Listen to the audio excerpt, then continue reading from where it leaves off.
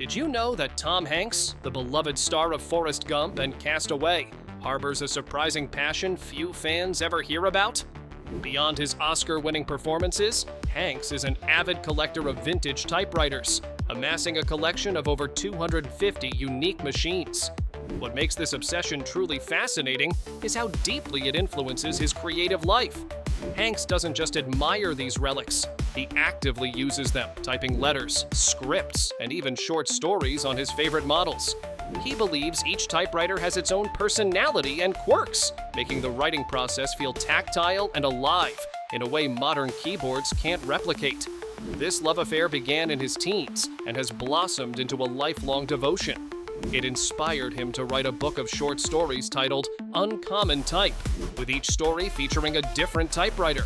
Beyond print, Hanks collaborated on the Hanks Writer app, which brings the nostalgic feel of typewriting to digital devices.